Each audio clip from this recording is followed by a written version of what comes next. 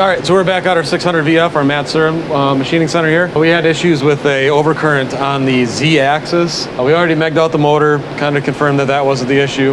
And now we're down to the drive. So got a new drive in over there. Shouldn't say new drive, that's a refurbished drive. Can't buy them new anymore, to the best of my knowledge. And so we're going to pop the old one out, put the new one in. So we'll take off these Honda connectors here first.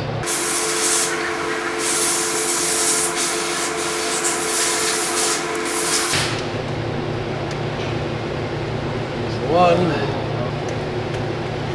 Remember, these wires were already off because we wanted to meg them out. So what I'm going to do, I'm going to take a picture here real quick, just so I know where they're all at. That one, it's pretty basic, but I'd rather have the picture than not. I'd rather have the picture and not need it than need the picture and not have it. Push there, get a ground wire over on this side too. Grounded on both sides of the frame on this bad boy. And hopefully when this is all said and done, we'll send this drive back in for a core and get some money back for the refurb drive. These particular drives are only one axis per drive. Your more modern drives are going to have multiple axes per drive. Alright, so we'll kind of pull that guy down out of the way. Doesn't want to move a whole lot because it's attached to the other drives.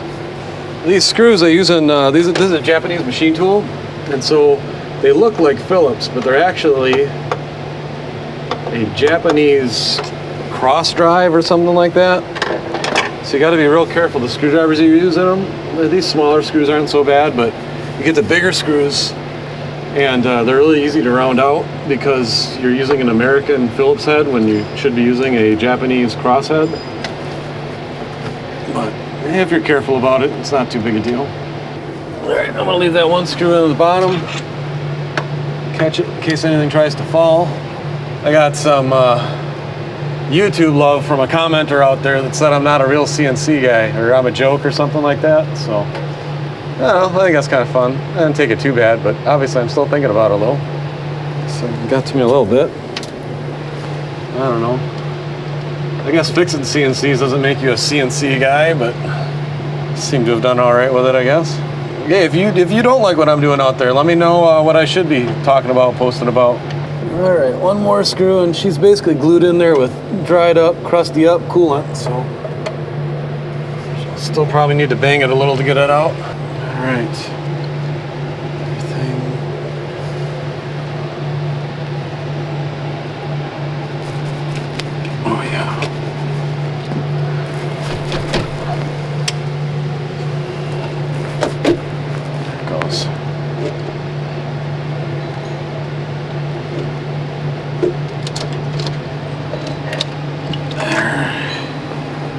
Here's the old one. A little crusty, a little bendy. That's all right. There's probably a $50 capacitor in there that's bad, and I haven't learned how to fix stuff at that level yet. And so we have to put in the $3,000 drive. I'll give it that. It's nice and clean. There we go.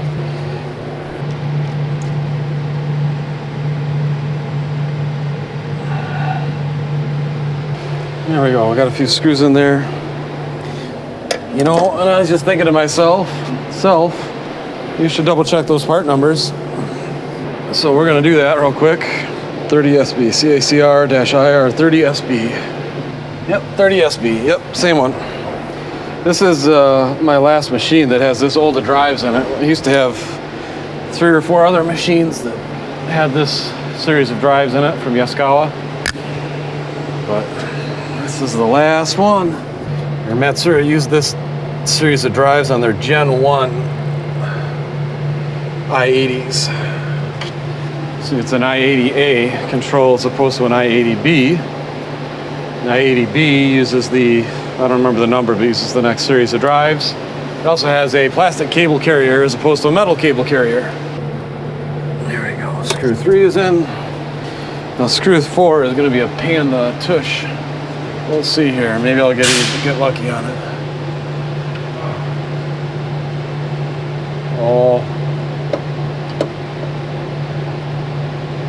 we got real lucky on that one. All right, so we're going to connect up the supply power side on this is going to be your RS and T legs. If I was smarter, I know what the rest of those wires do, but off the top of my head, if I'd known at one point, I don't remember now. Maybe someone in the comments could tell me what's lowercase r, lowercase t. I think that has to do with like contact. Oh, it's got to be brake no, it wouldn't be brake release. Maybe someone in the comments knows. All right, so I got those all a little loose. You can see that because I didn't yank that cable around too bad, my wires pretty much line up where I need them.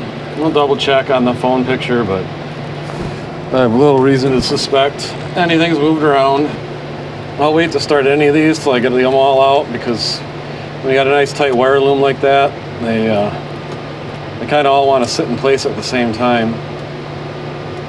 And then it makes it hard to get the other clamps out. This terminal strip's all labeled real nice, so that's pretty helpful too. So we got Y4 there, and we've got Y4 there, Y followed by Y3. Two more, we gotta do our grounds, and we gotta do our motor feed line. All right, grounds hooked up on that side. Come back through, get these. Might as well tighten these guys up.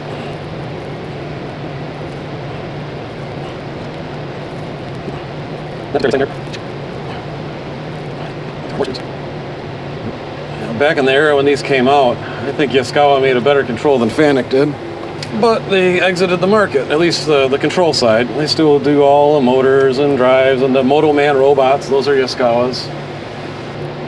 Oh, I'm curious, what was the decision? Why did Yaskawa get out of making the controls? You know, sure. They had so they had the I-80, which is what this guy runs, and after the I-80, it was the J300, which was a nice little upgrade to the I-80. And then they got into some PC-based stuff, which never took off. I'm not even sure it was all their designs. See that leg 1, 2, 3. I think they might have been putting their name on some other stuff. I don't know what's going on there. There was like a J50 or something like that. Oh, look at that. All right, well, like that. See that connector there? They've got the heat shrink running underneath the clamp. You can see the clamp marks on it. It was probably connecting just fine, but I don't care for that. So we're gonna get that out of there.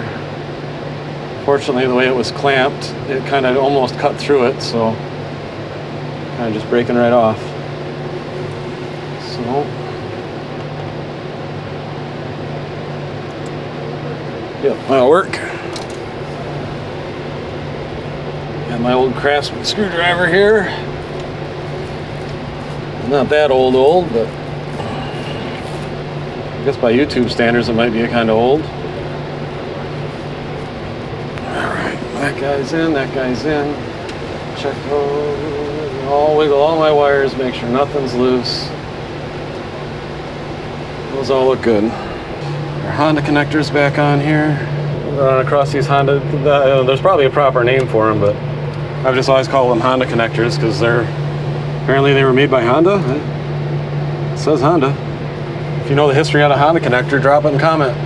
They lock twice because they got tabs there that lock on the connector. And then after you get it locked on, you put these screws in, and then they screw in as well. So a lot of times when you buy used equipment, you'll get into something, you'll see that they're just clicked on, and the screws never got tightened back up after doing some work on it, which maybe be an issue, maybe not be an issue. If I'm doing a lot of troubleshooting, I probably won't do the screws, but when I think I've got it finalized, I will. There we go. That's on there, that's on there. We're gonna put our terminal protector back on here. It'll be the only drive in the cabinet that's got one, but that's what makes it special. All right, and that looked pretty. And now I guess we're gonna go fire it up and see if our fault is cleared.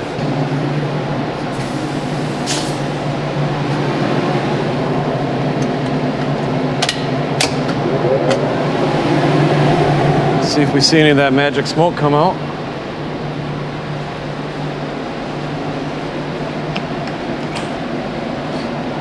So far, so good.